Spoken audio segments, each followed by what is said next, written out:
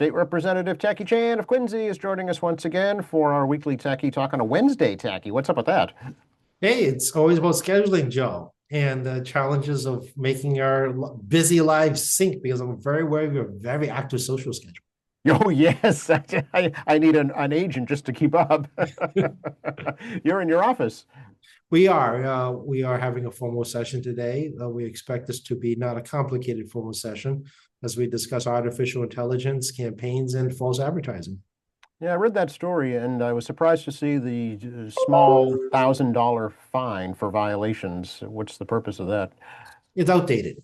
I mean, Okay. some of those are the fines. I mean, we people don't realize a lot of our laws regarding campaigns and things like that. Those mechanisms were set 30 odd years ago before I got into office, more than 30 years ago. And we generally are very not because we don't like reform. It's that once you start to open the door of reform, everybody's got an idea what it is, and everyone's now mad at you. I see. That's Okay. part of it. But today the challenge, of course, is AI. Just like we had with super PACs, where we required more disclosure to the public about who is funding these super PACs and Mm, independent expenditure PACs and their advertising, which is why you can see the top five donors, and there's increased reporting requirements as you close in on election day for PACs. And I'm sorry, well, PACs and independent expenditure PACs. If you look on Office Campaign Finance website, you can see more information than ever because we are the ones who pass those laws for greater disclosure for Office of Campaign Political Finance to collect from these independent groups. And suspect as we move down the road in the future, we will probably even increase more disclosures as these folks have good lawyers.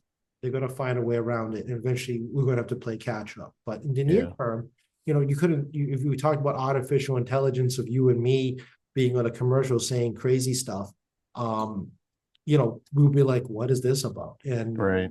now it's here and something we couldn't have conceived 5, 10, 15, 20 years ago. Yeah, no, it's true. Everybody, I mean, I know public schools are dealing with it as well. It's infiltrating all of our lives in ways we don't even realize, I'm sure. Well, it's also so easy to fool people if it's somewhat sort of realistic. I mean, this is not memes. Uh, a lot of older versions of fake videos and whatnot. There was more distortions. You can tell the pixelation problems. Mm, Forensic experts could tell you there was a problem here, even if you couldn't through your naked eye. Even if today's AI, it is also imperfect, but it's getting more complex. And as a result, forensic folks that look at this stuff, actually put much more work into the nuances associated with AI. So I've said this before many times that your cell phone can create images of both of us and throw it on the internet and just say whatever. And right. to be honest with you, those listening to us right now or watching us on YouTube or QATV will probably be none the wiser and think I'm a complete lunatic more than we really are. So, No, but it's true. It's true. I mean, we just saw it with one of the gubernatorial candidates. I think it came out, didn't it? yeah, there was, I don't want to give anybody credit for doing this, but, there was some AIs put out regarding Maura Healey's State of the Commonwealth address, which Yes. is not accurate or it's complete fiction, actually. But, that's how easy to do. Neil deGrasse Tyson, I think you guys know I like Star Talk, put out a video about with him in it showing an AI fake of him spouting actually false science. Hmm. Yeah, but the image so good that he felt he had to show him with that fake AI information to Just to put up show how accurate it can be, right? Yeah. correct with him together with it so you can give the public awareness they should be cautious. Yeah. So, the days of like tabloids are gone, the days of CB Yeah. radios saying whatever people forgot. Shortwave was the first talk radio. Right. Your very first bloggers were on shortwave. And then Hmm. obviously you had blogs into the 80s where you get on the message board. And then, we move into late 90s, early 2000s, we have graphical internet. And now, of course, we have audio video ability where you literally can, take any buddy that you can get any image of and just Yep. make whatever you want of. Oh, some of the Super Bowl commercials were totally AI generated. Yeah.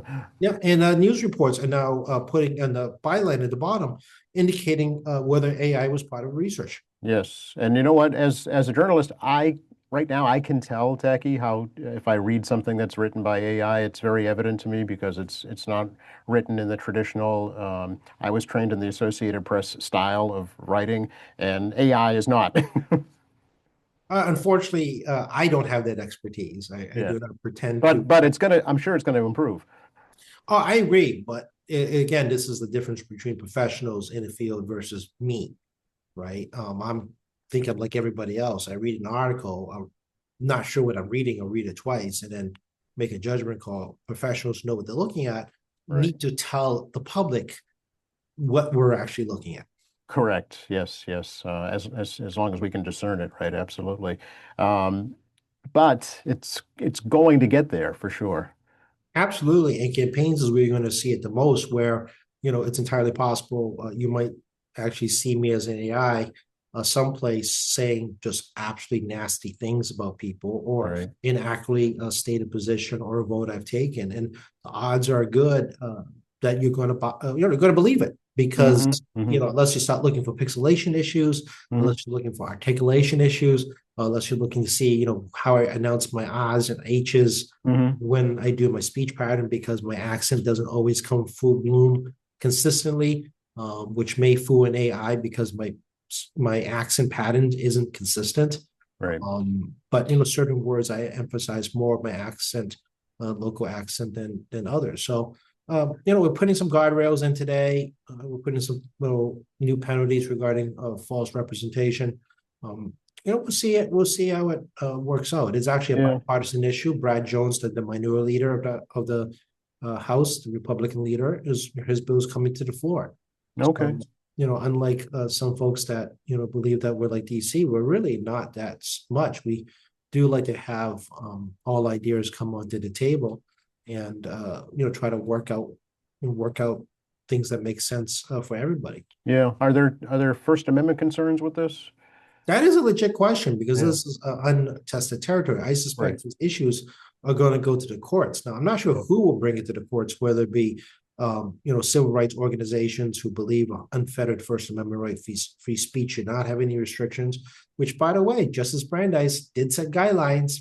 I went to Brandeis University, hence I have to know this. Mhm. But there are guidelines to the First Amendment set by the U.S. Supreme Court, so it doesn't Mhm. just say whatever you want. There are consequences.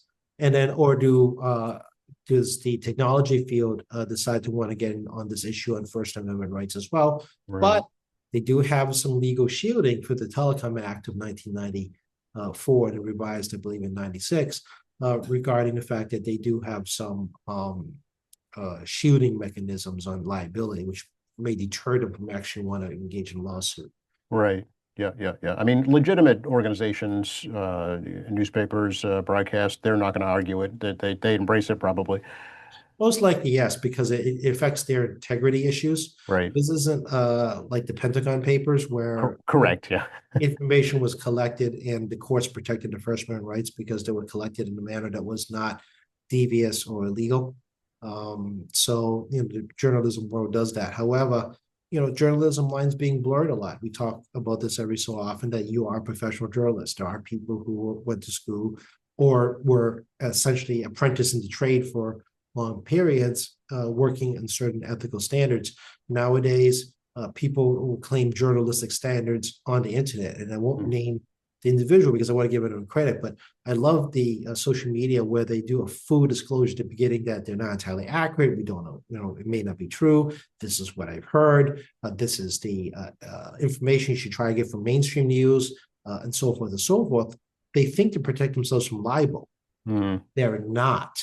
Mm. You actually admitted to the fact that you're incorrect, Hmm. which then reinforces their libel lawsuit. So those who are listening that may be doing this stuff, out there, they're under some impression that if you say it's not true and then you say it out loud, that somehow protects you from potential lawsuits of Yes. libel.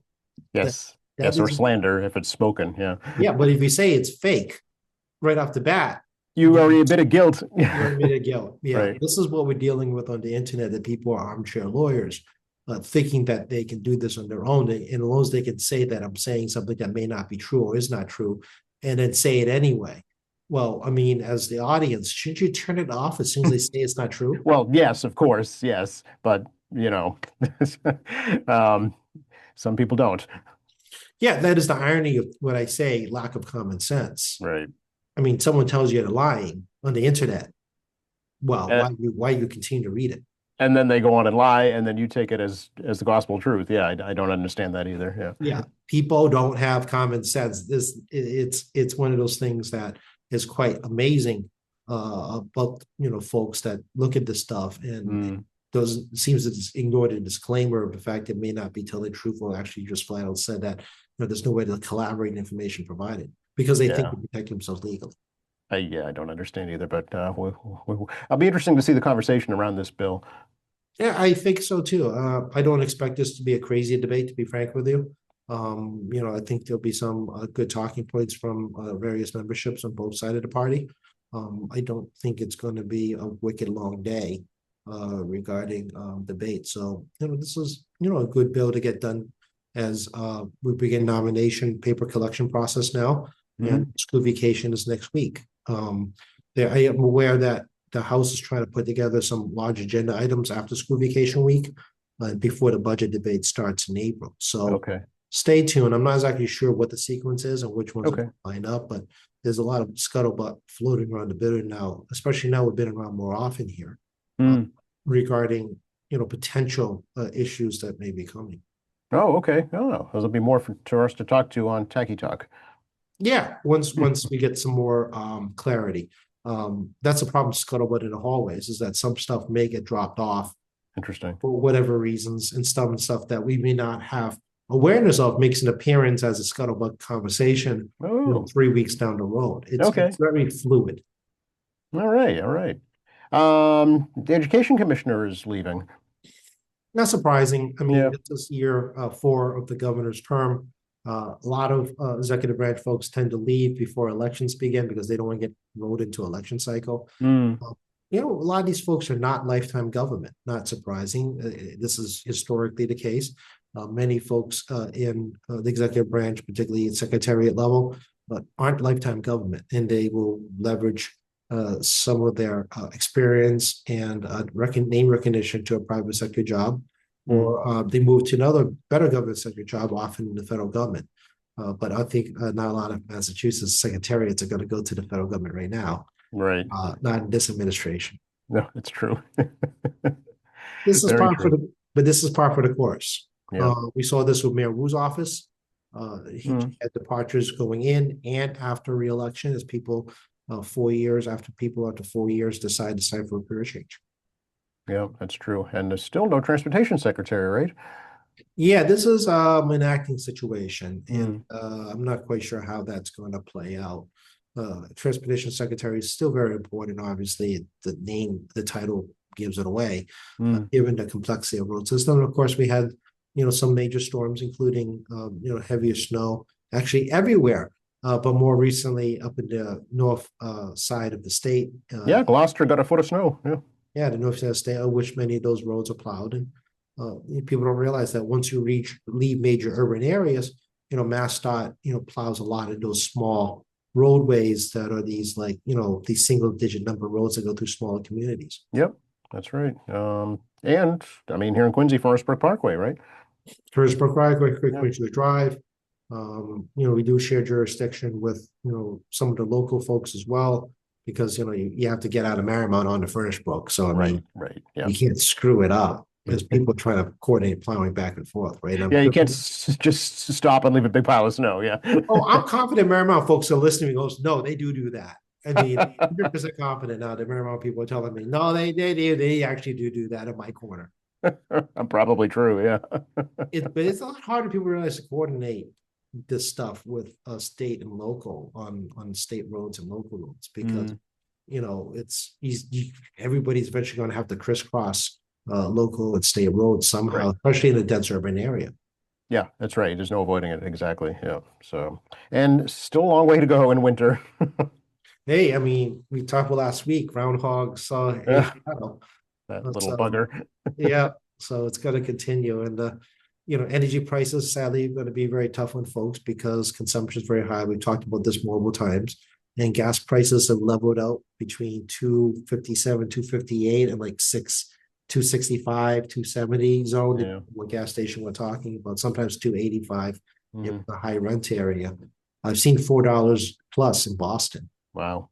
So your home heating oil and your natural gas is not the same as the gasoline in your car. It's different aspects of a barrel of oil. Or in the case of natural gas, a lot of it comes from shale Hmm. fracking, which is not, again, it's nasty, but it helps supply problem energy. So hopefully it'll warm up. Today's supposed to crack 40 degrees. I know. It's the 11th of February, Wednesday. It's supposed to crack 40 degrees. It's going to feel like it's 80. We'll all be out in shorts and t-shirts. Again, I can't get over the fact that you weatherize for 5 degrees and then you come into like 4-degree weather and you're sweating. Yeah. The people do adapt. And I was at a Ukrainian New Year on Granite Links on Saturday night for a little bit, talked to some local Ukrainian leaders, watched some videos about what's going on in the war effort in Ukraine. And a lot of the fundraising there is getting medical supplies, automobile parts, food, medicine, Mm. non-perishables, into Ukraine, where there's still, very high need of local basic needs. And watching the war, I mean, the Russians are hitting their entire energy infrastructure, and it's cold. It's very cold over there. So Yes. people are freezing. Children are freezing as the Russians continue to bombard their major cities and villages to basically just try to freeze people to death at this point. They've been doing it every winter. So, but I mean, I came out of that at Granite Links. It was like 10 degrees and dropping, and it was snowing. And it was the wind blew up on Granite Links, and it just went straight through your clothing. I mean, you chilled to the bone. Oh yeah, when it's that cold, there's very little you can do to keep yourself warm. Yeah. Yeah, so I was eager to get home and just be cautious of black ice because, folks, I mean, there's only so much the city and the state can do. They'll sand and salt everything, but if it gets cold enough, by the time it starts to melt, it may freeze over again. I mean, Hingham Bay is frozen. They have to cancel the ferry service because of it.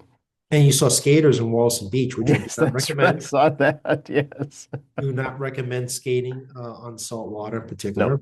no. But it also moves to the tide. The ice moves to the tide. So when the tide is low, people are aware, particularly the boating communities, that Quincy Bay is very shallow during low tide. Yeah. You can actually walk in the mud flats probably a quarter mile in your waders during the low tide period. So, when it hits now, it's closing 40 degree. The water temperature, particularly since salt, is kind of a funky thing where salt water will actually bring down water temperature, but at a certain depth, they'll stay warm, and then the science of water gets kind of funky. So, again, stay off ice and water bodies, folks. You just can't predict what's happening underneath. Yeah. There's a free ice skating rink in Quincy Center. Go use that since it'll be up there through February school vacation week, and it's free. They have skates for you. Have a ball. And the ice is smooth. And the ice is smooth. That's right. They have a machine that keeps it nice and tidy. Yeah, I don't know why you want to skate in a situation where you got jagged edges. No, that's just asking for trouble for sure. Absolutely. Yeah. We should talk a little bit about the economy that we like to do on this podcast, Tacky. Some new numbers out to talk about. Yeah, the Bureau of Labor Statistics released today's unemployment. It was a much, much, much better than expected. It was like about 155. I think new jobs creation is about 100,000-ish more than the estimate. Yep. Unemployment rate on the national level, hit 4.3%, which is I think down from 4.4. But there was some really interesting numbers in conflict. Last week, the ADP, which is payroll company, again, doesn't serve everybody. It's a sampling, showed that there was decline in payroll.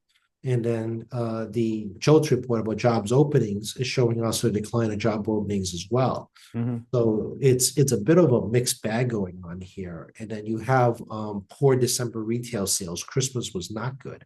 I read that. Yes. Yeah. And returns was high. So it's so bizarre what's going on. Yeah. People discovering they can't afford stuff and they're returning stuff in January. And then the credit card debt is spiked again. Mm-hmm. So Americans collectively have $1.28 trillion in credit card debt. Yeah. Wow. And, that's a frightening number. And the surveys from the Federal Reserve in New York is showing that more and more people, particularly on the other end of the K-shaped economy, are putting more on credit cards of essential needs. So, not just food and clothing and stuff, but you're putting on like energy and your phone and other stuff onto credit cards because you just don't have enough cash, treating it short-term credit, but your credit, it's 20% plus Right. interest rate still. Yeah, that's a big red flag right there. Yeah. It is. It's hit $1 trillion a few times the last 2 years, but it's actually 5% higher than last year. So it's $1.28 trillion in total credit card debt of Americans, and the largest burden of that is the lower end of the socioeconomic. It's middle class and dropping into the lower classes of the economy. Mm. The wealthier side has been able to pay their bills on time, which is not surprising. So again, the economy is still very bizarre because the retail sales are strong, but Christmas is bad. Returning gifts and products is very high in January. Energy is up, particularly on home heating in the Northeast and any northern state. That's really cold. And then you got obviously the weather pattern's been really bizarre, going down to places as far south as North Carolina and Florida. Yeah. As you saw, the iguanas are falling out of trees in parts of Florida. I saw that. Yeah, some of the fountains at Disney were frozen. Yeah. Yeah, so I mean, they're going to consume more energy because they gotta, warm their homes. Right. Which are not built to withstand that kind of cold either. That's absolutely right. Yeah. So, there's a lot of moving parts here regarding, individual folks, the vast majority of Americans that are trying to make ends meet. And, we'll wait and see what the CPI is on Friday. And, I'm particularly interested in wage growth. Is wage growth beating inflation or not? It needs to beat inflation just a little. It's got to beat inflation more substantively on the macro data. You and me on the personal level, you're probably not seeing your salary beating because you're not a tech billionaire or something like that, right? So when you look at your salary adjustments, perhaps annually from your employer, maybe not annually from employer. I can't speak for every person, but it's going to skew, the data set's going to definitely skew towards the higher income levels versus low income levels that are not seeing wage increases that match or beat inflation. And savings rates have been coming down recently, even though the Fed did not cut rates. They held steady the last meeting.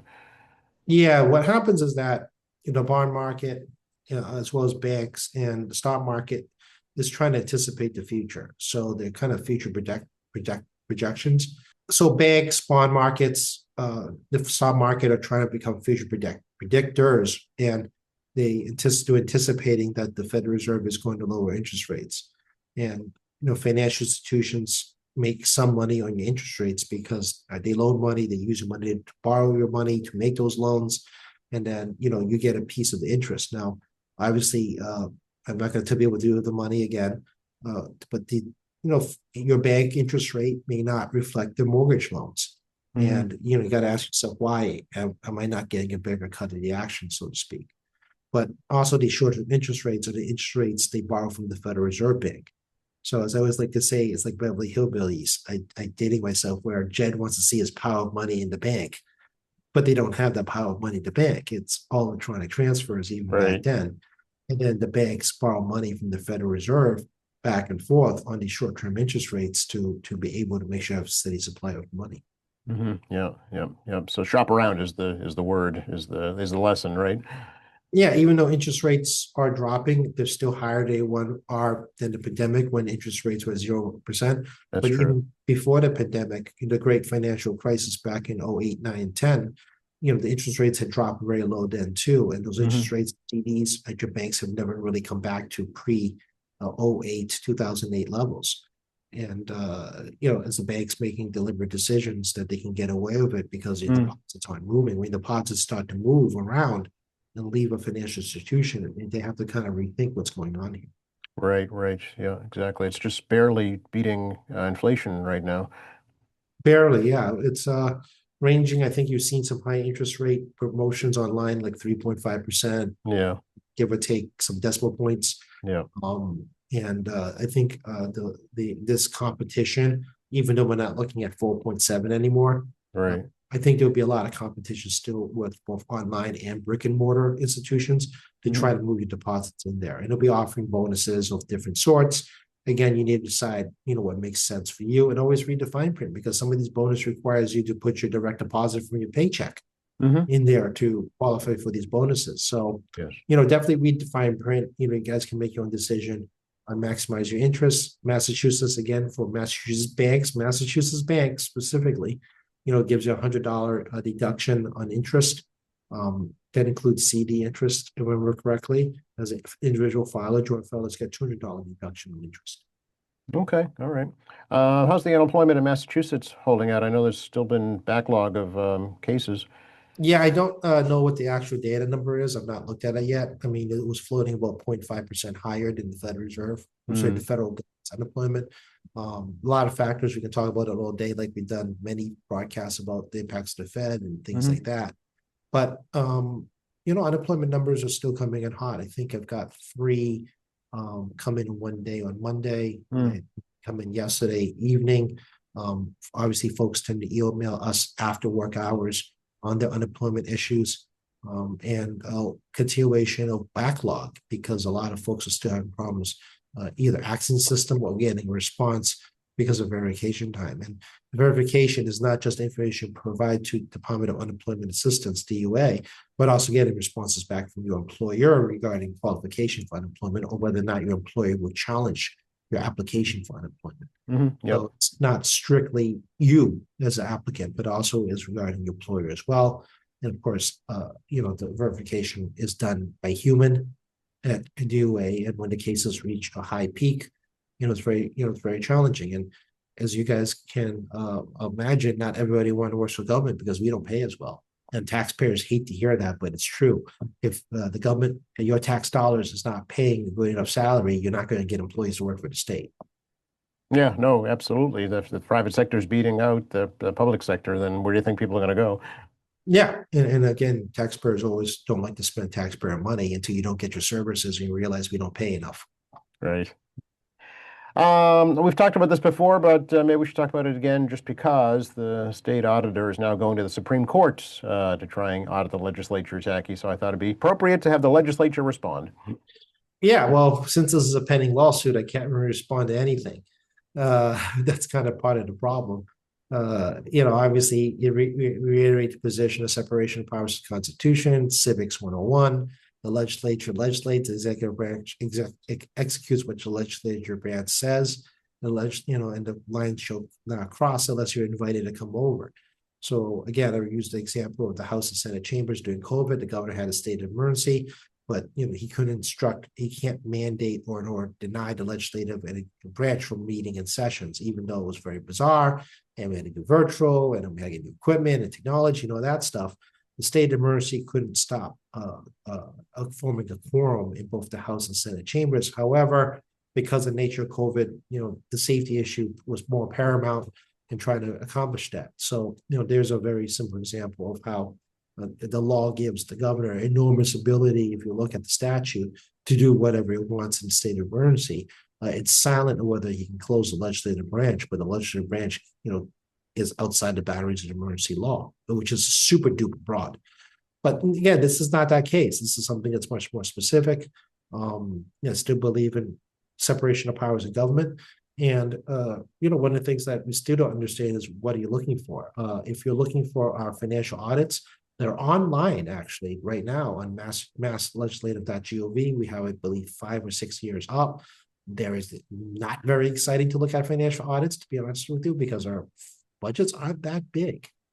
And we hire outside consultants to do that. It is done out there. It's not done by internal audits. It's outside consultants that do that. And, we passed something in our rules last cycle, continued this cycle. The auditor can pick our auditor as an independent auditor outside of her office or our office. We have some third party she can pick, and the House will pay for if she wants to do that. And the Senate has a special committee set up, in discussions with the auditor about what are you looking for. And I think that's been kind of lost in the press because she can't explain what she's looking for, because that question being asked has never been answered. That's what the Attorney General's office is arguing. Yeah. Yeah. I mean, the press have asked her multiple times, but frankly, they never put the screws on her. I've never seen the media just kind of fluff off quite an obvious question that should give you an obvious answer. So, well, I actually had to sit down, talk with her, and asked her that same question, and she said specifically she's looking for state contracts. That's lovely, but she's the state auditor. Hmm. Audits mean financial reviews and best practices regarding using money. So what state contracts are we talking about? Didn't specify. Yeah, see, that's the problem. When you ask regular people in the street what's an audit, people will tell you that it's a financial audit. This is a bit of a problem we're having some of the media folks regarding the representation because frankly, you make more money if you're beating the crap out of us. It increases subscription levels. No one's going to admit to it, but it's true. That's Interesting. that's how it works, right? You get more clicks if you're kicking the crap out of politicians. Yeah, but Some you, people make plenty of money off of us. You know who they are. but the auditor's office isn't selling anything. They're not, they're not having product available. That's correct. And she herself has her own audit requirements that the legislature instructed her, through law to direct the executive branch office, which is her, to execute what we want in the law regarding her audit of other executive branch offices, because we're the ones that made that directive. The voters voted to change the law on that front, which I get. But it's one thing to have the legislature instruct the executive branch. It's another thing when the executive branch to instruct the legislative branch. It's not the same thing. Hmm. Again, Well, separation of powers. It's like, we could instruct the Supreme Judicial Court to do certain things, but can we? Right? I mean, the independence of judiciary is very important, to be outside of politics. And, the founding fathers, John Adams decided that they should be appointed lifetime, age 70 age limit, because we can do that by statute, but we can't. We have actually no influence because it has a governor's council review and other review processes on the way through the governor's council, which is actually outside the legislative approval, unlike Congress, which the U.S. Senate actually has direct say in the matter. But don't forget, the U.S. Senate was not always elected. U.S. Senate was appointed by the local governments at one time before they became elected, I believe in 1919. I think it was the constitutional change to allow them to become elected. They used to be appointed by states. hmm. Oh, that might be the date. I could be wrong. I'm not Okay. sure. I get my dates wrong all the time. But I mean, even that provision of legislative branch involved in secretariat and judicial appointments was a time period before you had elected U.S. senators. Hmm. Well, it sets up an interesting scenario where the Attorney General's office may be defending the executive branch. A good question, because that is the purview of the executive branch in the AG's office. She also can hire special counsel. Right. Yep. Just to take her own office out of it. The AG's office could budget an individual to not be engaged a part of the AG's office. And the reason I know this is because I worked in the AG's office in Office of Ratepayer Advocacy, which in the old days was called utilities. Hmm. So one of the unique things in the law is that that if the utility company disagrees with the DPU, Department of Public Utilities, they can actually sue directly to the Supreme Judicial Court. And since that agency is a ratepayer paid agency, not taxpayer, it comes out of your rates, it's actually segregated from the AG's office in that sense. And then the AG would have to hire special counsel I'm sorry, I got this all wrong. Let me back up. That was incorrect. The AG can sue the DPU. Okay. But it's only the Office of Ratepayer Advocacy. So the Office of Ratepayer Advocacy, the Utilities Division, does not like the DP ruling regarding them litigating with a utility company. Yep. It can go that division can choose to go to the Supreme Judicial Court, and now you're suing the state from a state agency. Yeah. Right. But it's not paid by state tax dollars. The agency is paid by your rates. It's coming out of your electric and gas bills. It is not taxpayer paid, which is the rest of the AG's office is taxpayer paid. Big issue here. This is a big differential. So as a result, we sue the DPU, the AG defends the DPU, but the AG actually has to hire special counsel segregated from the rest of the office. Like that person is complete siloed, paid by your tax dollars to defend the DPU against the office, AG office repair advocacy to overturn a decision by DPU. Actually, I was there observing one occur when I worked there, and it's actually quite fascinating. But like I said, there's a major difference because of the mission of the division and how the division is paid is separated out from taxpayer dollars. That is actually a very important differential. Yeah, I see that. I see. Although most ratepayers are also taxpayers. They are, but the source of money is very important because because of the conflicts of interest issue. Because we don't, that division does not represent taxpayers. The AG does. Yeah, I understand. Yep. But it's specifically a ratepayer protection issue. So let's say a DP rules for a very high rate. I'm going to just make a random case up. And the AG's folks feel that that is too high and the process was flawed for whatever reason. I mean, again, I'm making something up. They could sue the DPU challenging that ruling and then, ask to bring the rate down. Or let's say there's a procedural problem. The DPU made a procedural issue that the AG's office considered an error that resulted in a ruling that adversely affects you as a gas or electric customer. That's different from a taxpayer issue. Yeah. Oh, no, I understand. Yeah, I get it. I get it. So there is one instance where the state sues itself. That is the instance. I know this because I was there when it happened because I worked there. Yeah. So I've kind of this unique, very knowledge set of experience that, frankly, I don't think anybody else knows about. No, that's the first I've heard. That's interesting. Yeah. Yeah, we talked about this like a year ago, a couple of years ago. So we're doing it a little refresher. Okay. So, and you can tell even my memory gets a little bit soggy as I'm trying to remember the sequence of how this works. Yeah. So when we did like a windmill bill, I think it was back in like 2016, I think, or is it 17?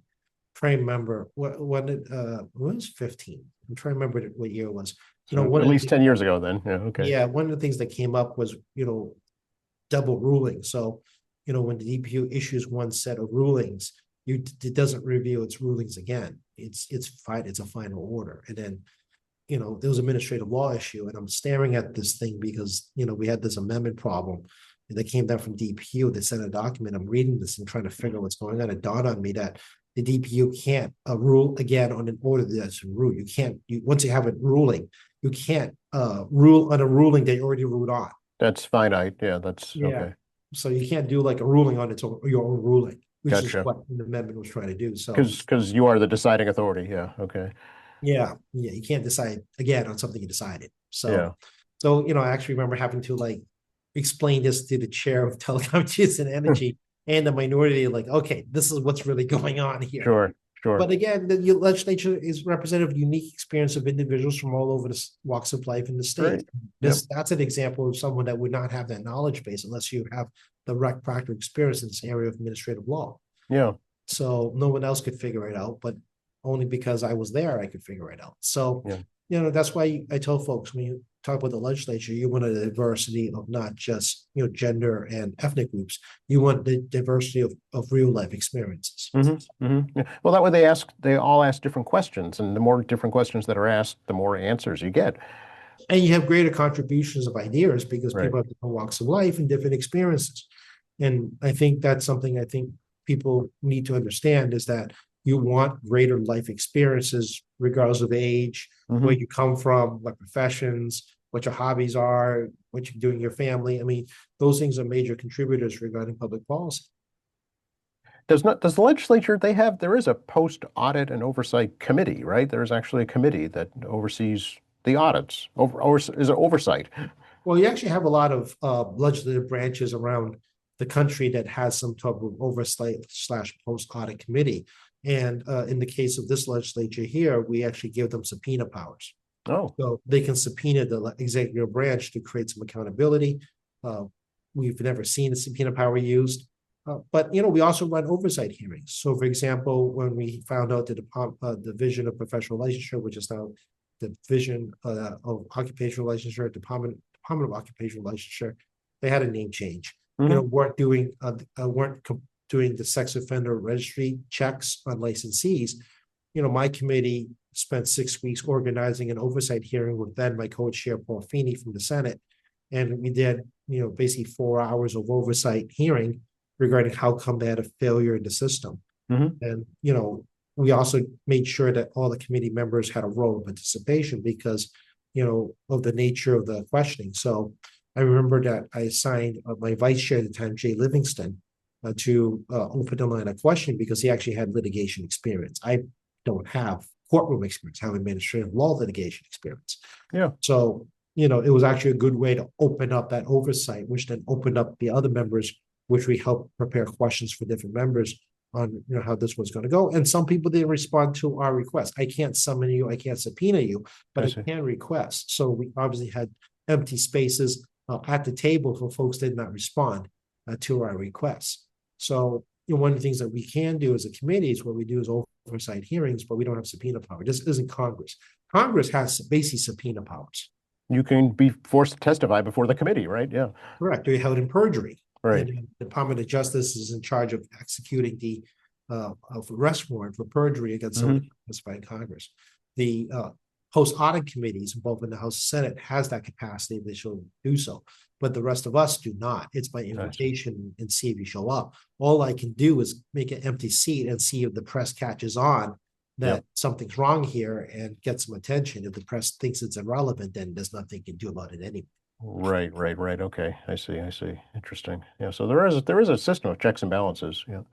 There is. When we, like I said, that was rather extreme case where, the sex offender registry reviews was not being done as part of the applicants of the Department of Professional Licensure. And thankfully, there was no major incidents of a violent sex offender getting a license. There was a handful of instances, and one was actually caught and removed from having a license, or applicant was thrown out for other reasons that turned out to be a more dangerous individual. So we got lucky on that one. The administration failed, but got lucky that no one was hurt. And some folks that, should not have ever got a license failed for other reasons. So we were fortunate. Boston Globe had major coverage of this issue. So I'm trying to remember when we did this. No, it was 2019 because we had the oversight hearing in 2020 because I remember I was on vacation when the story broke. Oh, okay. Yeah, it became 3 days of working on vacation. Yeah. Well, that's the nature of the business, Taggy. It's the nature of the business. So yeah, so you guys think you go away. It's again, I'd like to get as far away as possible now. But there's no escaping it now, that's for sure. That's absolutely right. So yes, we do work on vacation when some fire breaks out and we gotta do a plan and address it right away. So yeah, it was 2019 that year. I remember it was during Christmas time. We got a notice that the Globe was putting out a story and it broke, and then we had to get our oversight hearings ready. And I think we started early February. Okay, all right. Hey, we're at the end of the hour here, but Lunar New Year. This is the 38th annual in Quincy, and it's also the 25th anniversary of Corey this year. It is. It was incorporated in November 2001. Right at the .com bust coming up, and obviously after the tragedy of 9/11. That's right. And actually, my brother got married that year too. So, oh my goodness, wow! 25th anniversary is coming up. So you got a lot of different things going on in 2001, and the Lunar New Year will be the 22nd. So it's actually a week after President's Day weekend at North High School. I would not be attending. I will be on vacation next week.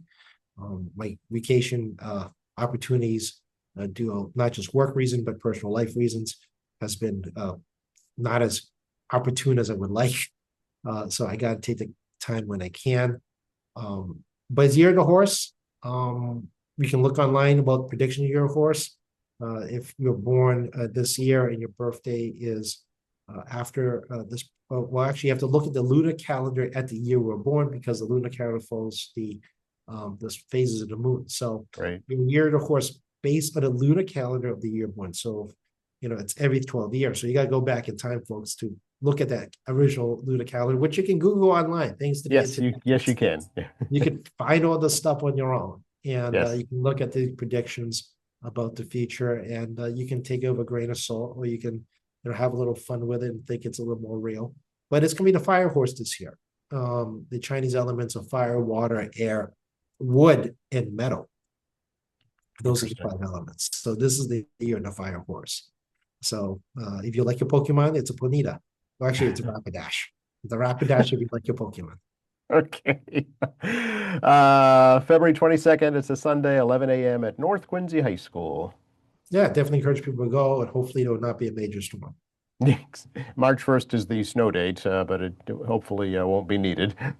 Yeah, hopefully not. So, but this is going to be a last show together for a week. Like I said, I'll be gone for some time next week to get a break in. And then, we're going to expect a very busy legislative session going into March. In my world, Obviously, some bills have come out of committee. I'm trying to advocate to see which bills can get out of the next stage, whether it be Ways and Means or third reading. So we got, I got to do prep going on. And obviously, we're preparing for a re-election cycle. Got to do all the stuff, collecting signatures and, the dreaded fundraising cycle, right? The thing we all dread is raising money for our campaign accounts in preparation of what may or may not come. So we shall see. And, the field for other openings around the state is uncertain. So, I want to say, congratulations on the retirement of our good friend Bill Galvin, the representative, not the Secretary of State from Canton, and as well as Carmine Gentile, who is the representative from Wayland, who just announced he is not running for election yesterday.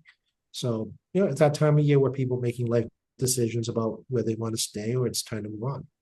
Yep, absolutely. It's going to be an active year for sure.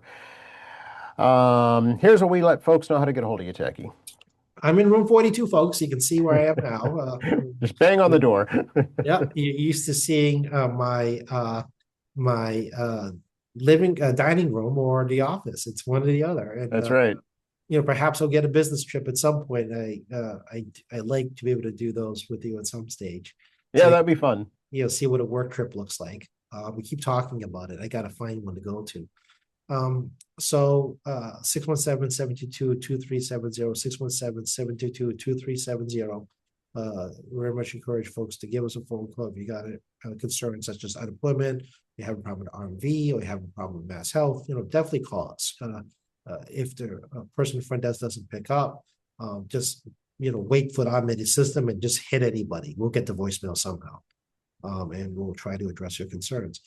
Tacky.chan at mahouse.gov, TACKEY at .CHAN and mahouse.gov. I do read your different issues on policy matters. We do log it into a constituent database system. I'm very conscious of who's for and against. And guess what, folks? There are people next door to you that are against you too. It's not as simple as you're the only idea. So obviously we are respectful of everyone's different opinions and conflicts between your neighbors on certain policy matters. State Representative Tacky Chan Facebook, which corresponding Instagram. We are constantly trying to keep that updated. We do not use Twitter or /X anymore, so feel free to no longer follow me there. MBLegislature.gov, talked about earlier. A lot of information up there that's available. We have requests who needs to try to find stuff, obviously very helpful, but you also can just Google it, believe it or not. And since it's on the internet, it will just give you a site from any search engine you like to use on the internet directly to what you're looking for. We have tackychan.org. People do use that contact page to find some local phone numbers or social service agencies that you can use without actually having to contact us. And of course, here we are with you on a weekly or every week or 2 weeks, depending on the situation. And QATV at QATV.org, QATV at QA at QA. Can't say QATV twice, but QATV at QATV.org, email Joe. And of course, check with Joe every morning for his 10-minute drill. Or actually, I just stole it from Channel 5. But his 10-minute morning AM to let you know what's going on in the world. Thank you so much. And to you and your family, your colleagues, very happy New Year. Thank you very much. And also, please enjoy President's Day weekend and enjoy school vacation weekend.